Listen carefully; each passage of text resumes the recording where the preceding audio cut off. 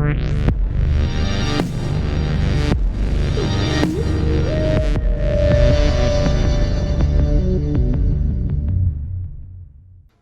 all, my name is DanyB, and this is my best game. So this is a video for Zora's YouTube channel.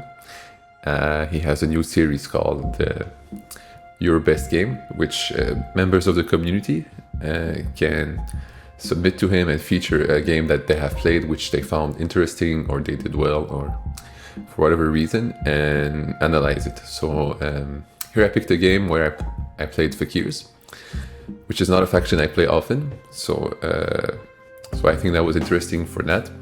And we're just gonna go through the initial setup, the picks, the bonus tiles and such, and the general gameplay for the rounds. And we'll see interesting decisions come up as the game progresses. So yeah, let's jump into it. Let's look at the setup, all right? So first event, we have digs, which is okay. Then a temple, then trading posts, then the big buildings, then the towns, and finally we end on the trading post round. So initially it looks okay. Digging first round is kind of no big deal for the points, but the cash for earth is pretty relevant. And then you have the cash for priests round 2, right? So you already know that factions that can be cult heavy will be kind of favored with that, since you get a lot of money from bumping into earth, and then you get a lot of money for putting priests into cult, right?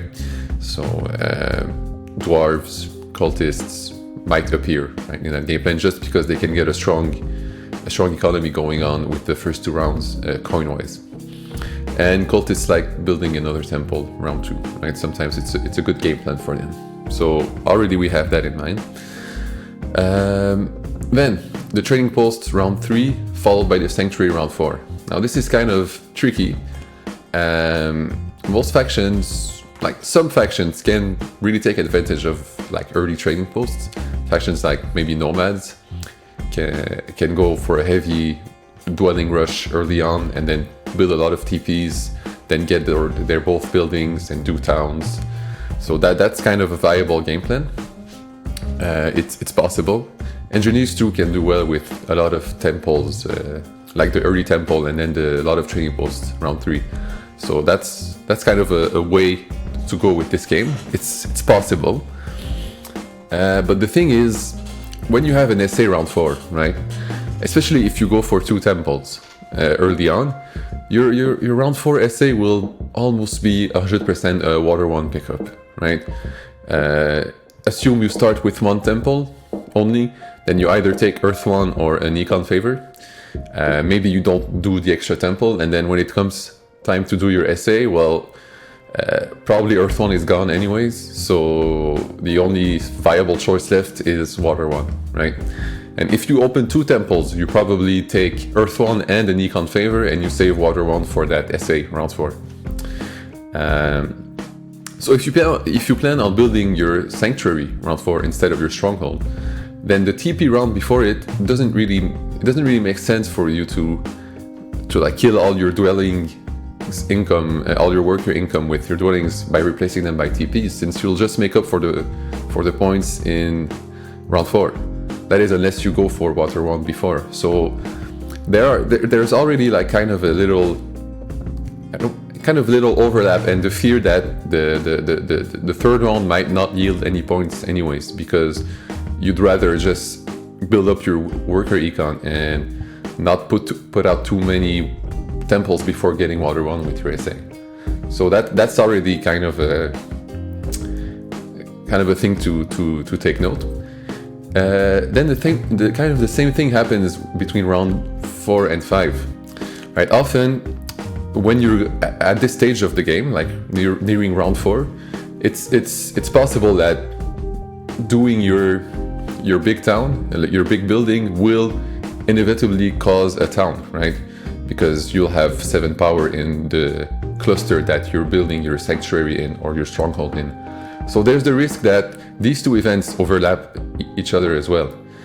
And also, if you're playing a cult faction, which is kind of viable in this setup, given the first 2 rounds. And you probably want to rush your 2 key town, right? So you don't want to wait until round 5 to get your first town, because the 2 key town can yield pretty good resources along the way. And having it before another cult faction that might be in the game is going to give you an edge on these points, right? Because whoever has a 2 key town means that someone else doesn't have it. So you gain 2 steps everywhere, but someone else loses 2 steps in theory, right? So already, if you're playing a cult faction, you're kind of getting less VPs from the track, because you won't wait until round 5 to build one of your towns. So these kind of 3 events are, they kind of overlap in a weird way. Like they don't have to, but considering the game plan of a cult faction or something like that, you might find that you won't score as much from the track as you might expect to. And finally, the TP round is kind of the same thing with the town round, all right? In order to build your towns, you probably will have to put at least 1 or 2 TPs, right? Round 5. So you're kind of losing points on the following round. So all of this tells me that if like factions that, yeah, like the track is not the most reliable source of VP here, because there are many like situations where it can overlap, and you have to plan accordingly for that. So this is what I'm getting from the track right now. Cult factions are pretty good, like they can be good, given that they are able to hit the important milestones that they have to, like get the 2nd temple maybe early on, get a good lead in Earth, get the 2 key town before everyone else, get all the good spades from the spade income, because the cult incomes are pretty good. You have coins, a lot of coins, a lot of spades, and some workers in the middle. So it's pretty decent. So that's a route that you can take. The other thing that you might want to do is play a faction that doesn't rely on cults to win in this game, and doesn't rely so much on the track, and it relies more on their VP engine. So factions like maybe halflings, maybe darklings, maybe fakirs, right? These are good contenders, because you know that you won't exploit the track in a super efficient way, because the track in itself isn't that efficient. So might as well grab a few points from there according to what fits best your game plan, and focus on fueling your own VP engine to get those VPs, and just give up cults. So that's the route I went, and we'll see why exactly I did that. So that's for the round bonus, right? Let's look at the bonus cards. Here we see in the bonus cards what's missing, right?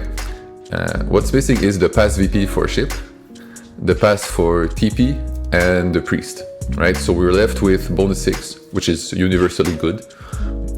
Points for dwellings, which are pretty good for factions that I mentioned earlier.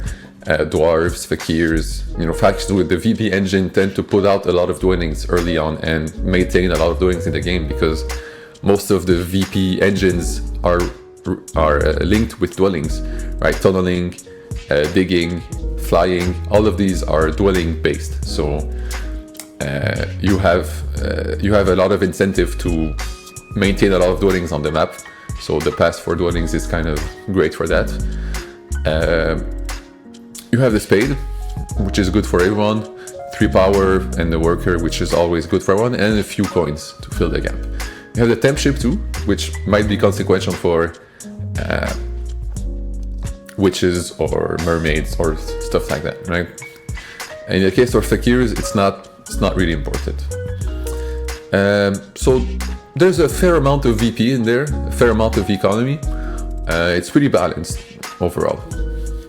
You have the workers, you have some power, you have some coins, and some VP. So it's pretty, it's it's a joker in a certain way, right? It's not specifically bad for anyone, but not great as well for everyone. It's just right in the middle. Yeah. So like I said, no great source of VP from the track initially, from what we discussed earlier, and there's no apparent like VP from the bonus cards as well. Like you don't have the obvious 15 points shipping mermaids to go for, like, sure, there's a bonus 6 and the VP for dwellings, but it's nothing to build a huge strategy on. Like, you won't, if you just build a strategy on getting a lot of points from bonus cards this game, it probably won't work well because there's not enough support for you with only 2 tiles and 4 players. So this again tells me that the VP in this game has to be extracted from somewhere else than the bonus cards and the track, either from the cults, which a heavy cult faction might do, like cultists or swarmlings or something like that, or from some kind of internal VP engine like darklings, fakirs, dwarves, etc. So this is what my mind is looking at right now. So with that said, let's see the picks, what people decide to play. So first we have Zoras, which is featured in this game, which is quite awesome. And he picks cultists, which is kind of in which makes sense regarding what I just said, right? Cultists like having a lot of cults. They start in Earth 2, can get the pretty good economy first, and then follow the kind of try to follow the track at their best, maybe win network and grab a few points in cults. So that's kind of the strategy here for them.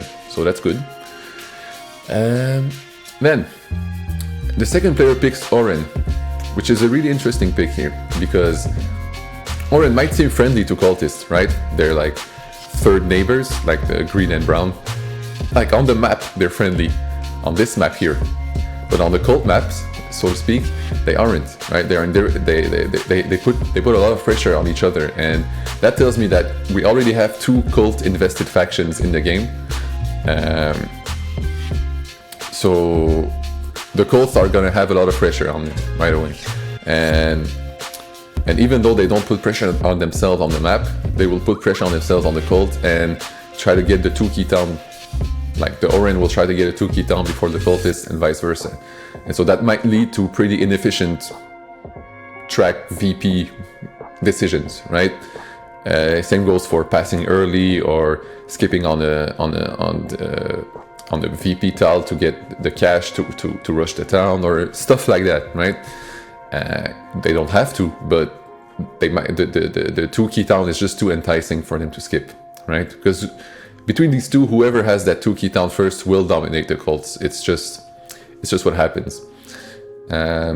So this is when I decided to lock in fakirs, right? I see 2 cult heavy factions. I'm picking third. So with fakirs, if you're picking third, you either get the spade or the power and the 3 worker, or even bonus 6 maybe, that can be useful. So you're guaranteed a good start, regardless of what happens in the 4th seat, right? Fakirs look like they have a strong game ahead of them. They can do the second temple round 2, which is pretty good for them, having these 2 priests as income. You don't spend priests in cults at all. You have a great opening with brown, and brown sucks a bit, sure, but brown and green, you have that leech triangle in the middle, so you're guaranteed a fair amount of early leech, and depending on what the other faction is, of course. But even that initially, you know, fakirs do need leech early on, so they get that, they get a good opening. They have a solid plan, right? You only need 1 town. You can wait until round 5 to get it. It's no problem. You can build your SA round 4, fits perfectly. Round 3, you probably won't do anything. You'll just carpet fly to expand your dwellings and have more workers and more coins via the landscape.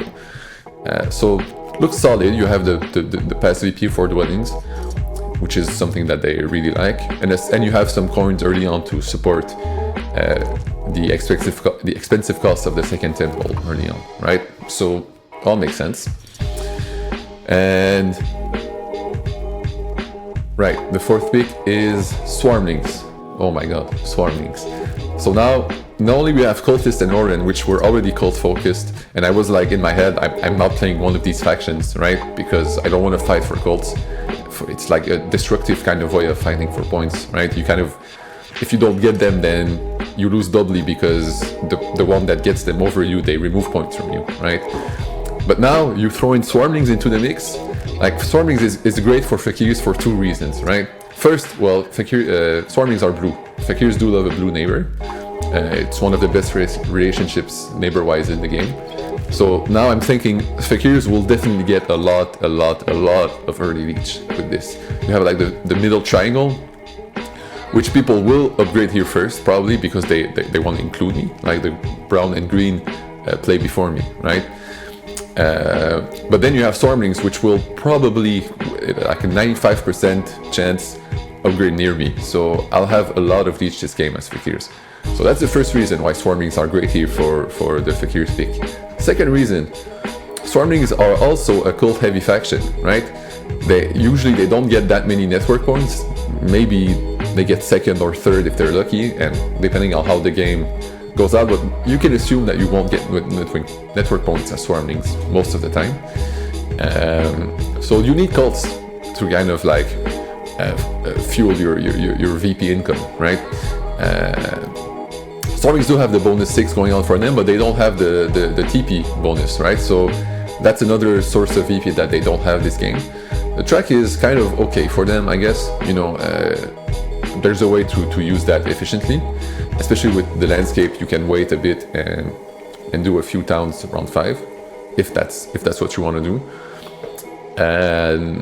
But yeah, they are a cult heavy faction, so they're going to enter this unhealthy competition with cultists and Orange for the cults, right? And even though they don't put pressure on the map for cultists, and probably they don't put pressure for Orange because they'll probably be West doing their own thing, they put pressure on them on the town race, the cult points, the spots for the priests, the 3 spots, and the other spots on the cults. So it's kind of a big whole mess. And by playing Fakirs, you kind of just distance yourself from all that. You're like, fuck this, I really don't want to go into this war right there. I'm just gonna fly, do my own thing, get my own VP engine rolling, and that'll be that for me. So this is where I decide that ultimately I want to play Fakirs, right? So yeah, that decision is kind of sealed in my head. So let's see how the bidding goes. So Zoras picks Cultist, and he starts bidding on Cultist. So that tells me that he wants to play Cultist, or at least he thinks that it's the best faction on the table. And Zoras is a mighty player, so people will follow his advice, I think. So I think the table will hype up Cultist a bit before going to other picks. So I participate in that because ultimately I know that I want Fakirs, and Cultists are the closest competitors to me as Fakirs, right? They're the ones that can mess the most with me. So it's in my interest for them to be lower than they should, right? And if Zoras do end up playing Cultist, which will happen this game, it's also in my advantage to be the one that is closest to him that can mess with him, right? Because if you look at the table, we're the 2 most highest ranked player on the table, and Zoras is better than me. So if I can play the Fakirs while he plays the Cultist, that means that I have a better chance to maybe disrupt his plans, right? To maybe kind of mess with him, not in an extreme way. I won't derogate from my initial plan, but if the opportunity presents itself for me to do something that might hinder him a little bit in this game, it might be good for me because he's my main competition. So you don't want to take that philosophy and try to block someone. It's not the point. It's just that you want to try to analyze who you're playing against, like not only the factions but the players as well, and figure out according to that if the bidding should be higher or lower. Because if Zoras plays Cultist, or if another one of these players plays Cultist, then it has a whole different impact on the game, right? So I started bidding on Cultist a little bit too, and then people switch to Swarmlings. I keep on bidding Cultist a little bit, and then they reach 20, and I'm thinking it's okay, 10 VP is enough for me of a difference. So I switched to Fakirs right after, and the bidding ends there, which is a bit surprising. I was expecting the dance between Fakirs and Cultists to go a bit for a bit longer, but you know, I'm happy with that result. 29 for Fakirs here, I think is a steal. So let's just hope that everything goes well. Okay, starting positions. Nothing quite surprising there. People go into the middle. Here, I don't place the middle initially, right? It's obvious that I'm going there, so I want to make sure I let Swarmlings know that they have a neighbor in me in the west, right? Because he's not a well-rated player. Like he's okay, he's decent. He did quite good this game. But maybe if I go there and he has 2 dwellings left to do, maybe he gets spooked that I'm not going west after all, right? So I didn't want that to happen, because having him west is good for me and for him too. So I want to make sure I place that dwelling first, then I go center. So Swarmlings do place near me, and they place near me again, right? And so this is a bit surprising. I wasn't expecting that, but when you think about it, where else is he gonna go? He might go center to mess up a bit the Oren town, which might be a possibility. He might go south here to mess up a bit with Cultist's expansion and Oren's too, which would have been good, I think. Or he might go east, right, to kind of put pressure on Cultists a little bit. But in the end, he chose, instead of putting his second dwelling to mess with someone, he chose the early leech, which is kind of okay too, I think. So yeah, I go center as planned, and Oren and Cultists have their own thing going in the eastern continent, which is standard. So no big surprises there, aside maybe from this dwelling placement from Swarmlings.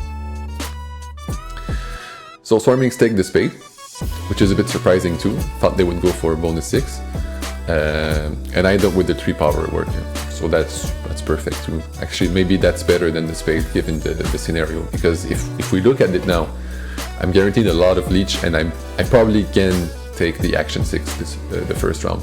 It's highly possible, especially with the 3 power from the bonus time, right? Swarmlings will upgrade near me, and these 2 will probably upgrade near me as well, like in the first round. So good shot, a really good shot at getting this action. So the game starts. As expected, both of these players upgrade center, because they're trying to deny leech from Swarmlings and having me building near them, which is decent. But now, this is important, right? Where do I build my TP? Do I go here or here? The thing is, I want action 6, right? And let's look at the scenarios where I build center regarding action 6 and who gets it. If I build center, right, I give 2 leech to Cultists and 2 to Oren, right? So Cultists would be at 111 and Oren at 210 after I build my TP. Swarmlings took the spade, which kind of tells me that he wants to rush this hex. It's not entirely, maybe he won't do it right away, but it kind of tells me that with this hex, with this spade pickup from him. So if I build a TP, and then Swarmlings plays after me, and he puts a dwelling there to secure it from Cultists, Cultist ends up with the double dig, right? Because they'll be at 11-1, which is something I don't want. Another scenario, maybe I build my TP and Cultist and Swarmlings don't do that move. They build near me, maybe, right? Okay, then maybe Cultists take and build a temple, and now Oren has a double dig because he'll have leech 4 in total, 2 from my TP and 2 from the temple from Cultists, right? So then Oren gets a double dig, and it's something that I don't want either, right? So building a TP here will only means that someone else will have a shot at the double digs before me, which is something I do not wish. So let's look now if I build my TP west, right? If I build a TP here, now maybe Swarmlings still do that thing. I'm left with 1 power token left from the double dig, right? I leech 1 from this. And probably then Oren or Cultist, they both play before me. Maybe they just do their temples and they give me the double digs. Or maybe they don't, right? But it's a possibility that can happen, but at least they don't threaten it in the next round as well, right? Because both of them, so I'll have an extra round after to threaten it, because they won't get any leech from me, and the 1 leech from both of them here isn't sufficient. The other possibility is I build here and Swarmlings build here immediately, which give me the 2 leech to get the power and maybe some more residual leech there to get the action 6, the double digs. So building a TP here pretty much guarantees that I won't. And building a TP here pretty much guarantees that I will. So I'm doing my TP on the western side, so that there's no question about that. And also it kind of punishes cultists and green, because they gave me one extra leech each, and it will end up mattering a lot. They could have just upgraded with their own side of the map, played it safe. But I think they expected me to build center here, and that's why Zoras did that. Okay, so the TP goes there, that's fine. As we said, now Swarmlings do what we expected, right? They dig the center brown, which confirms our theory of which says that we did the right call into building the TP west instead of center. So now Zoras knows he won't get the double digs because of that, right? He won't get leech enough time, so he settles for the single dig, which opens up 2 hexes for him, which is good, right? It's still very decent. Oren goes and builds the stronghold, which gives me the power needed to get the double digs. Here, if I didn't get them, I probably would have built a temple and hoped that Swarmlings upgrade near me or don't take them. It was a gamble, it was a risk, but it ended up paying off. So here we dig here, and that's quite important. We place here first, right? For a couple of reasons. First, we get more leech from Swarmlings. We're done leeching here from Oren because they got their stronghold, so no point in giving them that leech right now. We might leech more from Swarmlings, and also you'll see that eventually I'll instead of placing this dwelling, I'll put a TP there, since I have the extra worker to fuel that, right? And so that will be consequential for the next round, but we'll get into that later. Okay, so Swarmlings do take a priest, so delaying giving me leech, which is okay. Zoras takes Earth 2, right? Which is a bit surprising, but not that much, not really. Again, going for an econ favor when there's another town, another temple coming round 2 is kind of standard. I think should be the norm, in my opinion. So Earth 2 makes a lot of sense here. Early Earth bonus, a lot of coins in the game, a lot of coins like in the rounds and in the game as well, in the bonus cards. So having that extra worker and power is really helpful, especially if you want to go for a second temple in the next round, right? So that's good. And here I decide to do the same thing, actually. So I end up taking Earth 2 as well. Now, with Fakirs, usually Earth 1 is fine, I guess, but most of the time you want an econ favor, and that econ favor is 90% of the time it's Air 2, right? Because Air 2 usually gives digs, right? The power allows you to dig, which is essential for Fakirs early on. The thing is here, if we look a bit at the map, right? I have 3 power worth of structures here. Swarmlings will upgrade here, I'm pretty 100% sure, right? So he will give me at least 6 leech, right? Then he'll build his TP, right? So that's at least maybe 3 leech or 2 leech, because I'll end up having a TP here. So right off the bat, that's 8 or 9 leech that I will get at the end of this round. So if I take Earth Air 2, I'll lose a lot of that power income because I'll have to refuse some leech, right? So that's not good. Earth 2 gives me 1 power, which is maybe really better 1 power in the first round than 4 power, because I get to utilize most of this leech. I get the extra worker, which is always good, especially if you want to do an extra temple next round. And yeah, and I get 2 coins from the Earth. So value-wise, it's better for the first 2 rounds at the very least. Maybe this is better in the long run, but Leech is not going to be a problem in this game, right? I have a lot of neighbors, Stormlings will continue expanding near me, so that's not an issue. And so the extra worker is really nice and it is really neat, right? In a game where there's already a lot of coins. So Fire 1 is not really that necessary, especially if I'll have a landscape up soon. So coins are going to be coming in from flights because of the landscape.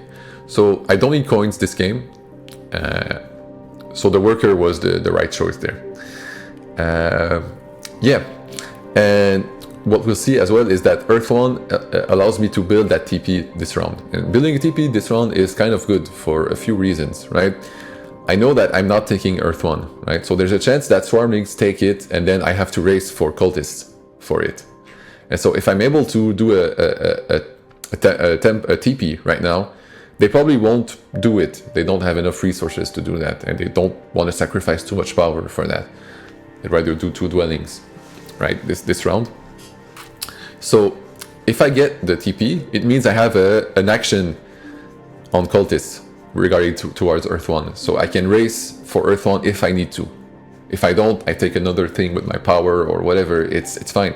But I have the flexibility of just rushing it if I feel like it's in danger. And having the extra worker allows me to do that without really hurting my worker economy that much, right? The TP also gets 1 power, which if you kind of add up all this leech with these 2 power here, I might get a shot at taking the double digs next round as well, if Orin don't, if nobody takes it before me, right? But I have the possibility to do that. I threaten them, because my bowl will pretty much be full from all that leech and these 2 power that I gain here. So Earth 2 give me 2 coins, the extra worker, which is really good because I can build a TP now and not suffer too much and probably pull off a temple next round and a dwelling without having to convert 1 priest into 1 worker.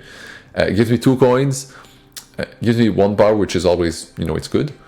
And yeah, so I think that's an important decision that I've made here, is to go for Earth 2 instead of the classic Air 2 or classic Earth 1. Yeah, moving on with the rest of the first round. Stormlings just take a bunch of power actions, delay giving me leech, which is okay because I'll just take it at the end of the round and my bowl will be full.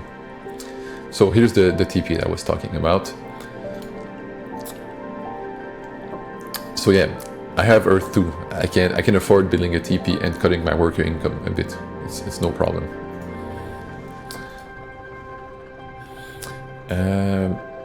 Alright, so cultists end up and place their last dwelling.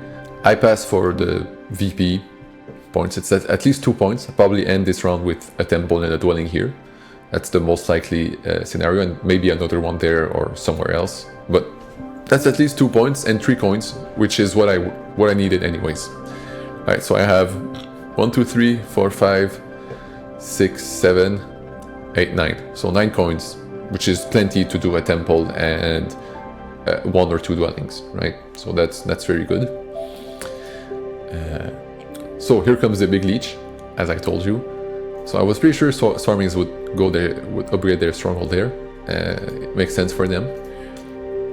And now I'm covered, right? Either they do their TP here or here, and it doesn't really matter for me, right? Because it's reach 3 or 2, and the way this is going, I'm going to be full regardless of these options. So there's a 3, and Stormlings do a temple this round too, which is surprising.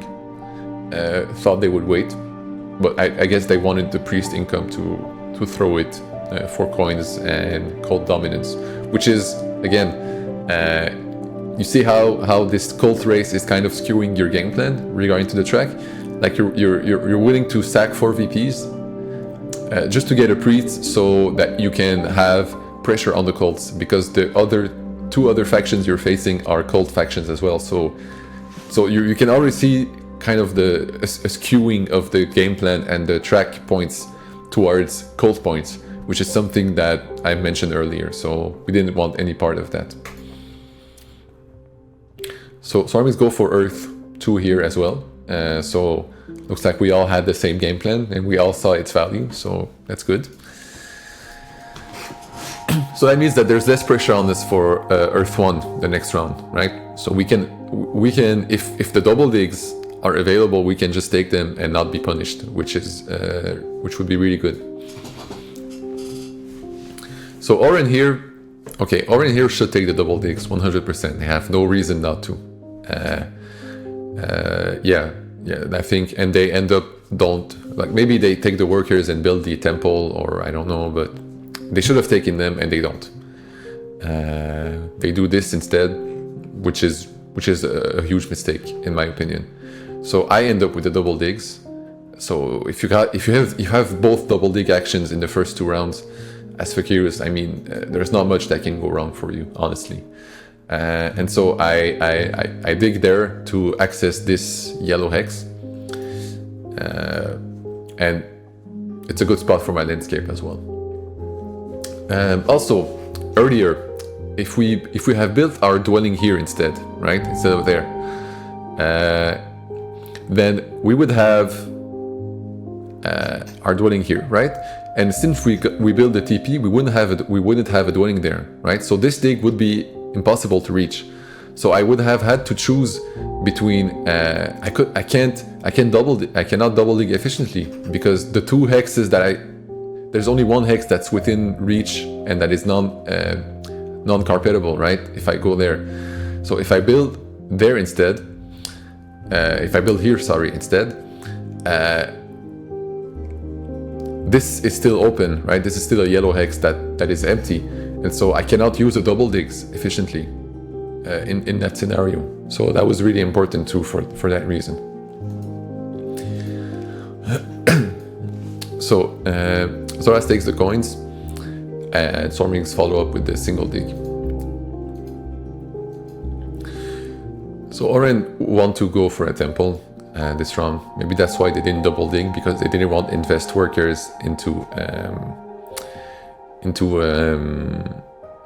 dwellings, but they should have realized that I was building a temple near them and giving them a lot of leech, so they could have taken the double digs and probably after take the 2 workers action. So that was a big mistake, and I was able to capitalize on it, which is right. Really, my game is really going well at this stage. So I secure Earth 1. It's not surprising there.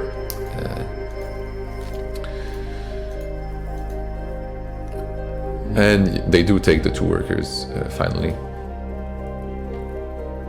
So I just built my extra dwelling, and like I said, this little worker here allowed me to do that, which is kind of huge.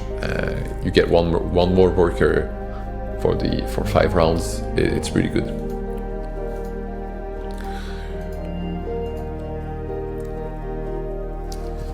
So nothing surprising.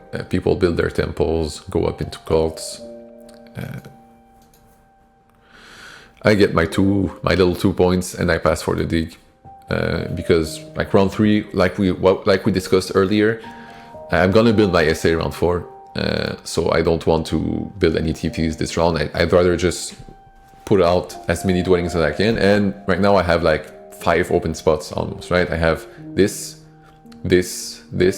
I can dig that, and I can reach this hex as well. And I also see that cultists have a lot of coins, right? And the temp ship is open, and he'll probably end up upgrading ships in round 3.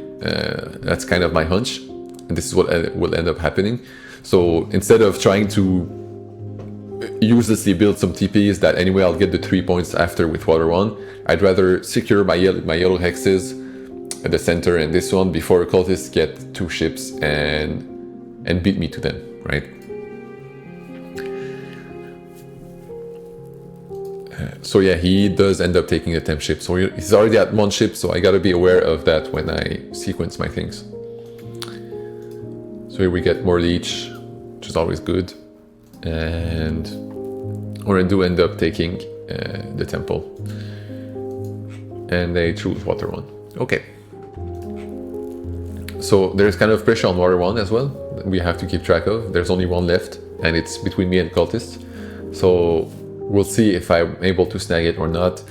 But it's something to always check, like what are the favors that are left, the ones you have, how many copies are left, and who who is holding out, right? Who is holding them and who doesn't have them. And you can like judge via their game plan, like if you need to rush your actions or not, if you need to pass early or anything. Right now, cultists probably don't want to build another temple for it the next round. They can, but they probably won't, because they want to advance ships and start expanding.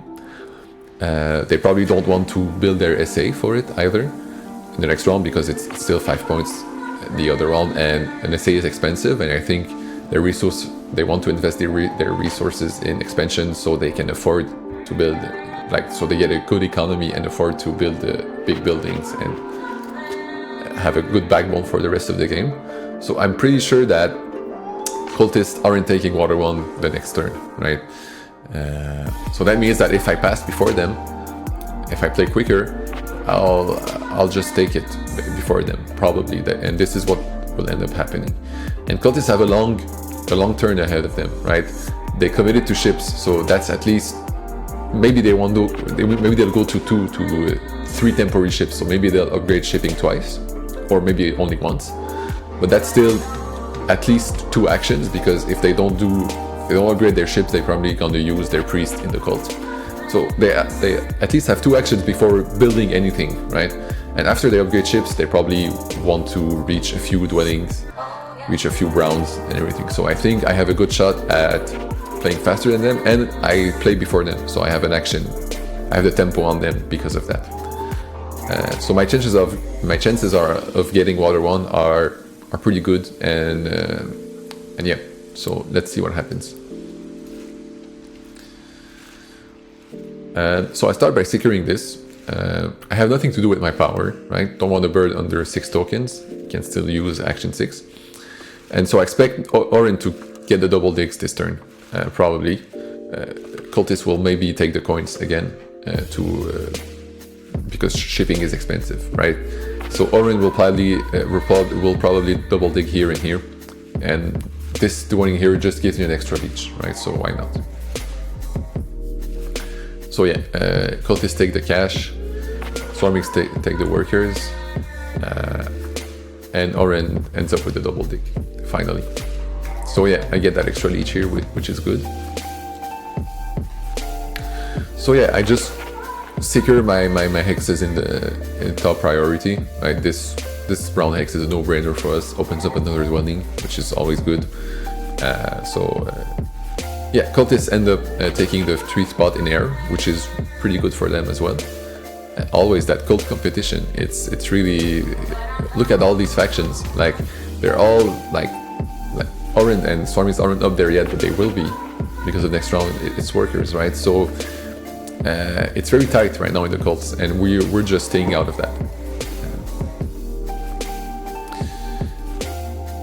Okay, so the plan here is just to put out as much dwellings as we can. Like, we have 1 dwelling left, and just pass quickly, right? Zora's just upgraded his ships, right? So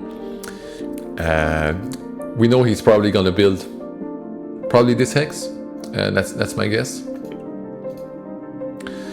and hop on this one after. Yeah. So we get some extra leech, always good.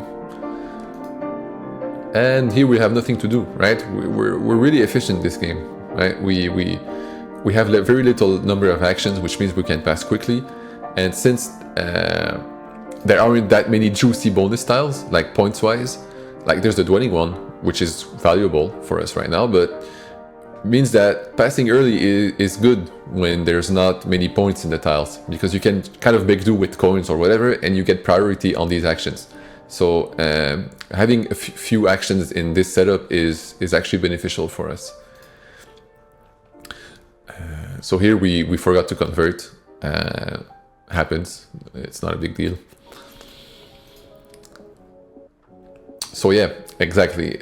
To my point, there's a TP round, but we didn't build any TPs, which doesn't make sense for us to do, because we know we're snagging Water 1 with the SA, and we wanted to get priority over the map, because we knew cultists were expanding rapidly this turn. So just pumping out the dwellings, getting a big worker economy was way more valuable than just 3 points from a trading post this round, which I will probably get back from building it with Water 1 after I build the SA. So yeah. So you don't always need to follow the track, right? Sometimes the track is contradictory and tells you stuff that doesn't make sense. So you have to be aware of when that happens. And if that happens, then you can make a better decision vis-a-vis your economy or passing quickly or whatever, right? It's all about priorities. And the track here isn't the top priority because it's so inefficient, for us at the very least.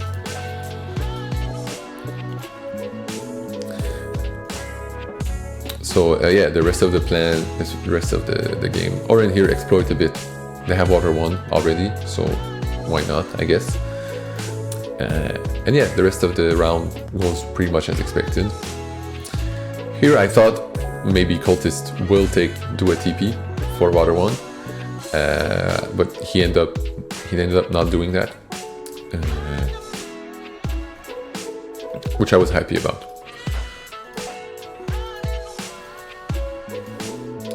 So here, we just go for the SA straight. We could have taken the 7 coins, but I don't want to risk losing Water 1, because if I take the 7 coins, then Cultists probably do their SA and take it for themselves, which is something I didn't want, especially since they're my closest competitor in this game.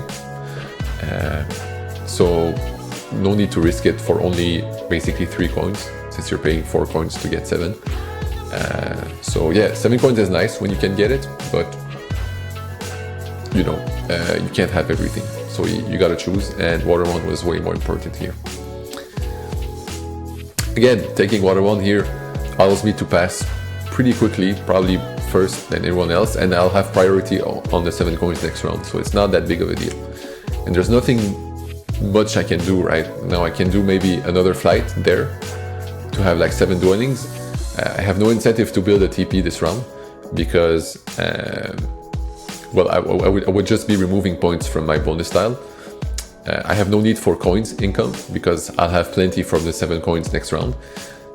And I have the landscape for that, and I have a lot of power too.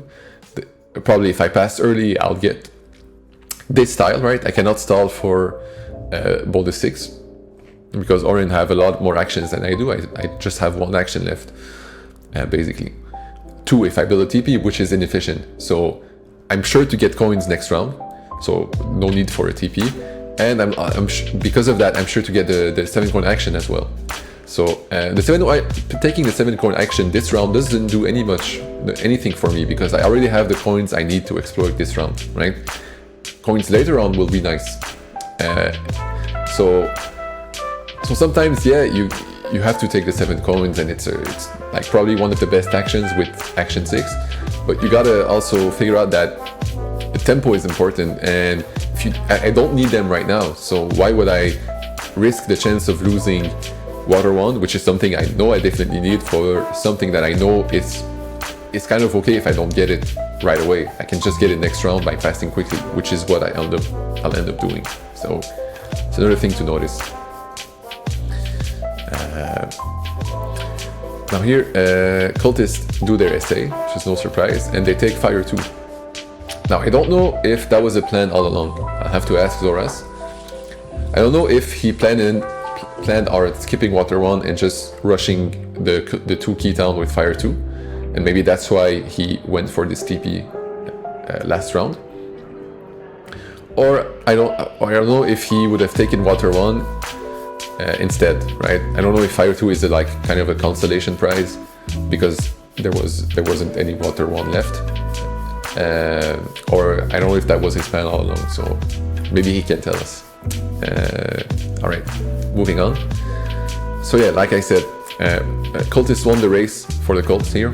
They got the 2 key towns, so it's pretty much in the bag. They'll have priority over the 10 spots. Which leaves kind of Oren and Swarmlings fighting for second places pretty much everywhere else, which is not ideal. So yeah, we do our another dwelling. We get some little leech from Swarmlings, and here we have nothing else to do, right? We still have 1 priest left. So we pass for 7 points, and we take the cash. The cult step also gives us an earth dig, right, next round, so that's valuable. 1 dig is always good. So that's something to keep in mind.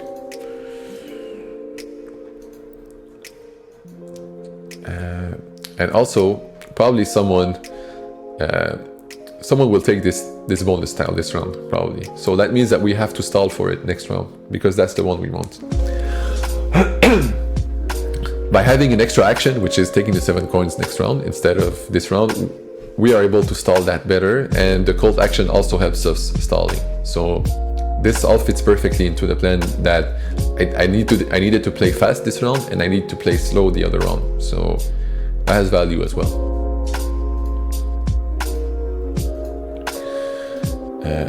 So people do their essays, not surprising.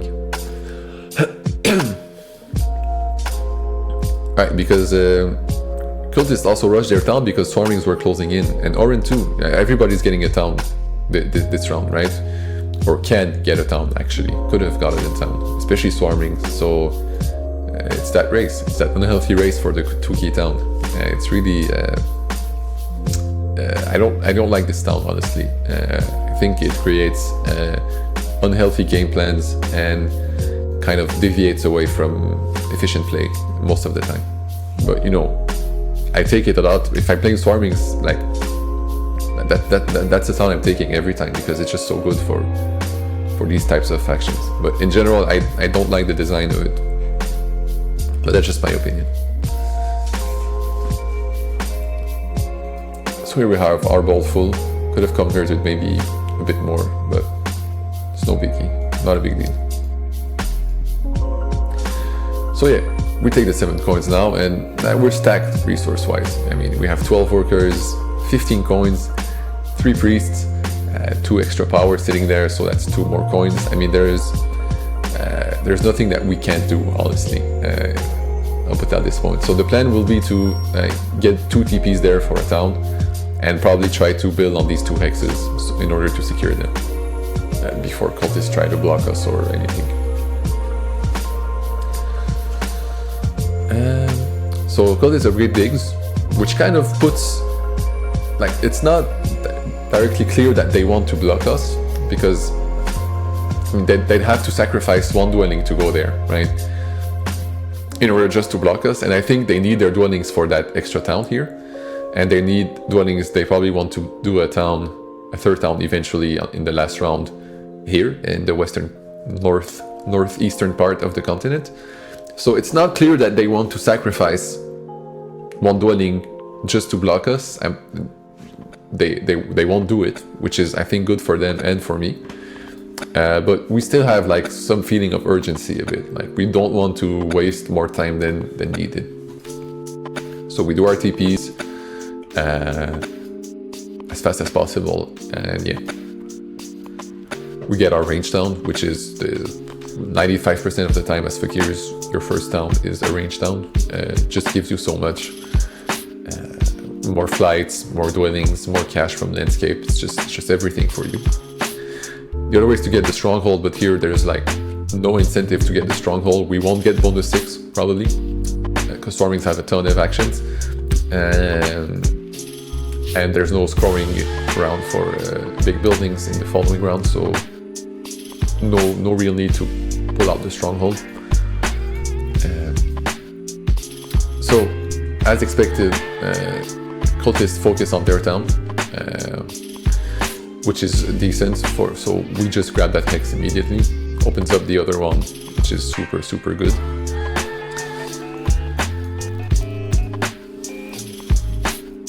So swarming is kind of bridge and form their mega town like in here. So this is gonna be their plan, which is okay. And yeah, so cultists jump on that eastern, northeast part of the continent to set up their other town there.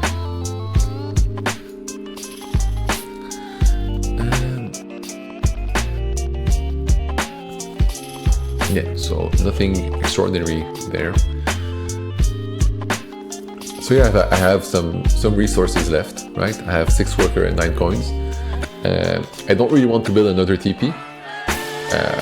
I could, but I'd rather build them for the next round, probably. So I end up doing a temple for Air 1, which is an extra priest, which is always helpful when you're flying. The more priests you have, the better.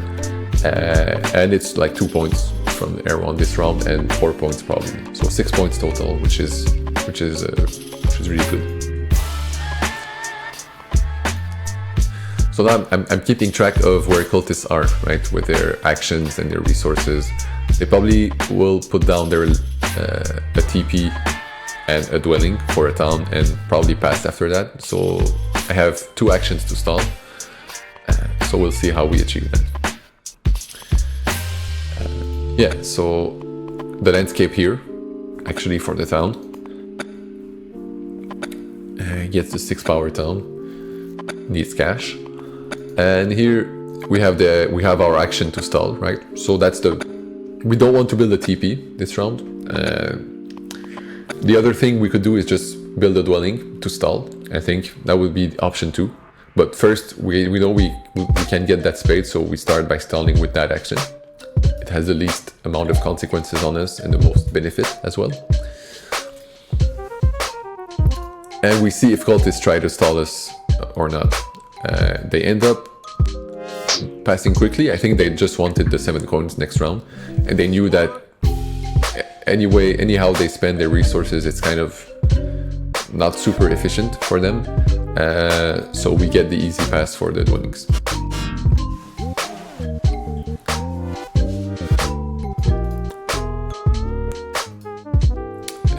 Or keep on building another dwelling, and they will both pass shortly.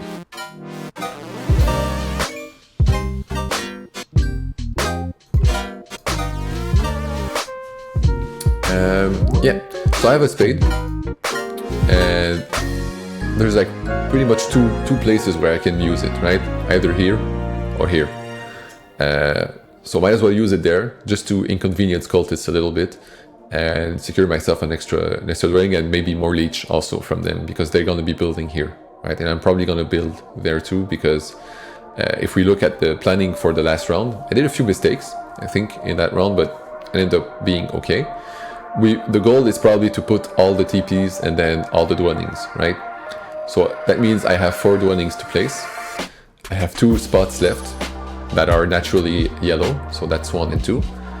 I have this, which can be turned into a yellow via this end round. So I have 3 open yellows. So I'll probably need to hard dig or dig for the 4th one, right? So I'm flying 3 times at the very least, and 4 times if I can just dig and then put the dwelling. So I know I'm digging at least 1 hex. So I'm going to be building on that yellow hex eventually, that's for sure. So yeah, so that's the plan.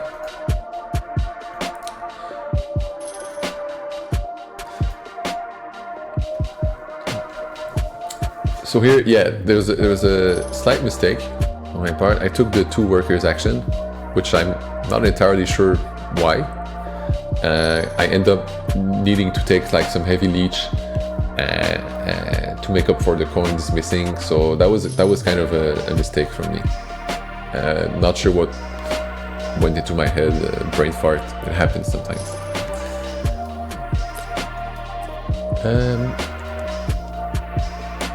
Okay, so Oren advanced on water, claim water from the cells, which is okay. Cultists carry on with their plan of the 3rd town. I secure my... No, this hex isn't threatened yet, right? Because cultists aren't there right now. So might as well secure this one, which swarmings have upgraded digs, right? So they could just turn it red or whatever, or turn it brown or blue or black or any color and just mess with me. So I'd rather, if I can, just secure that first. Then if cultists approach near my hex this round, then I'll take this one next up.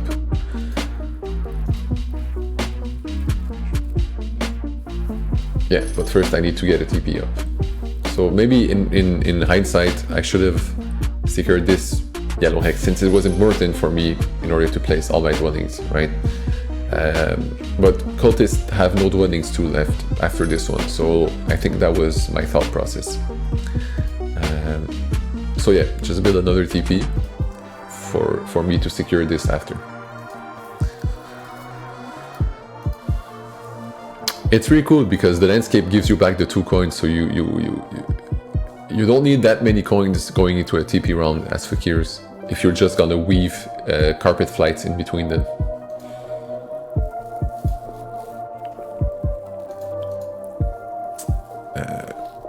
So yeah, here I secure that, so that's done for us. Now here I accept the leech. I'm not sure why. I ended up taking a priest after accepting this leech, but I didn't need to because I ended up just converting that power to a worker, and that priest to a worker that I took. So I just lost 3 points for nothing. So that was a mistake too. I was bad planning on my behalf. So yeah, always good to replay your own games and see that after the fact. That's when you learn. Yeah. So I get this 1 leech from Oren and 1 leech from Cultist, so I take the priest action, which I didn't need to, honestly. So sure, it's good denying a priest for everyone, but it ended up costing me 3 points, and so I don't think that's worth 3 points to deny a priest to another player. So so that's not good.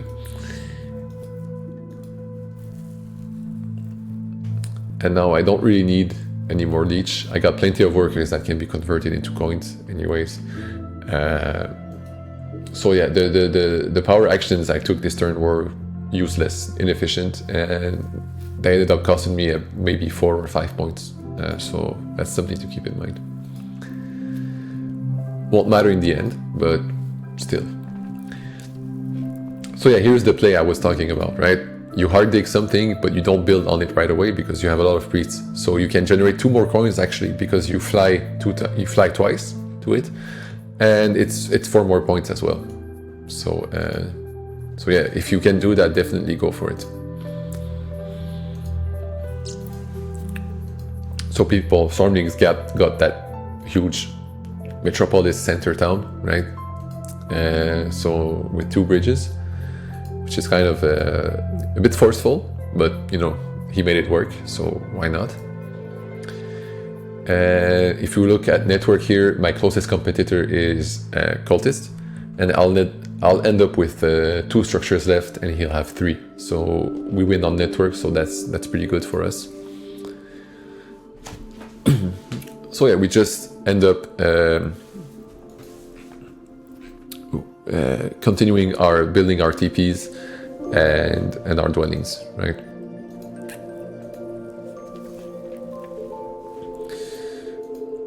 So the next one that somebody can mess with us is Swarmlings. So we take that before taking this because this one is super safe. And yeah. So there's the extra TP, and you'll see that the extra piece I took, it will be converted to a worker. So that was just a big mistake on my part. Also, if you've noticed, the last round, like usually people are more inclined to play Fakirs when dwellings are last rounds, or in the later rounds. But if you think about it, at this point of the game with Fakirs, usually you already have a lot of dwellings out by round 5, 4 or 5. And so to put on the other dwellings, you need to build TPs, right? And so if we look at the number of TPs we've built this round, it was 3, I believe. So that's 9 points from the track. And we built 4 dwellings, and that's 8 points from the track if it were a dwelling round. So the TP round was yielded 1 more point for us than the dwelling round. And so so that's interesting to think about. Like the TP was more valuable for us as the last round this game than the dwelling round was. And so you gotta think through these things sometimes before when you think about bidding or picking a faction, because it's not always obvious that sometimes one round is actually better for you than the other. So yeah. So here we end up with 133 points in game.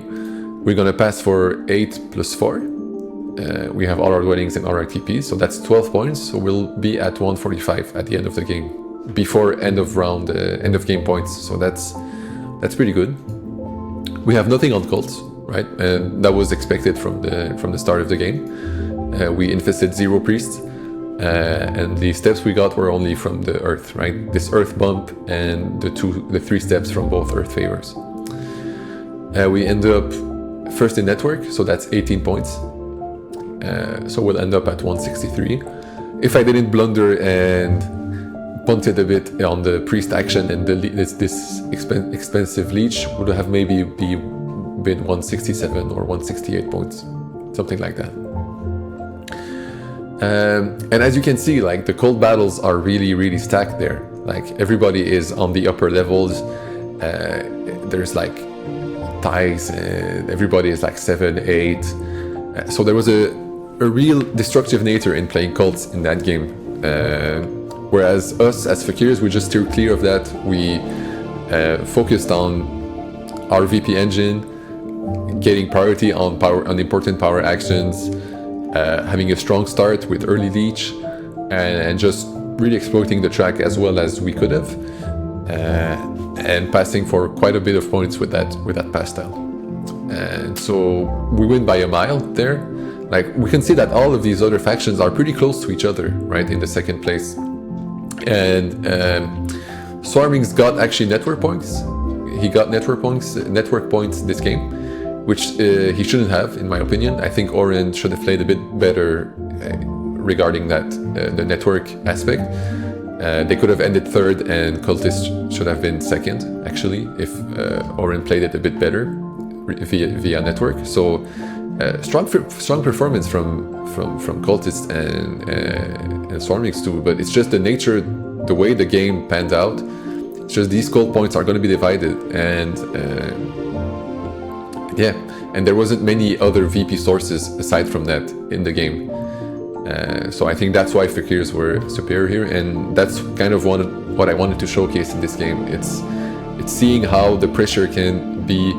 The pressure is not only on the map, it's on the cults, it's on the pass VP, it's on the round scoring, it's everywhere, it's on the power actions. And so being able to like identify where the pressure is going to be, and how VP is going to be distributed, right, in the game. Like, the track isn't high scoring, the bonus styles aren't super high scoring. And so you're gonna be left looking for VP elsewhere, and if you look for them in cults with these 3 factions, Swarmlings, Cultists, and Oren, something's gonna go wrong for one of these factions, right? And whereas if you go for Fakirs here, you have a more solid and robust plan of VP income, so to speak. So yeah, that's the few things I wanted to point out through this game. Really thanks again to Zoras for playing this game and for building up this huge community via his channel and this new series. It's pretty good to have a bunch of people that like this game share their thoughts and share their opinions on this beautiful game that is Terra Mystica. So let me know what you thought about that, and thanks again, and I'll see you next time. Bye bye.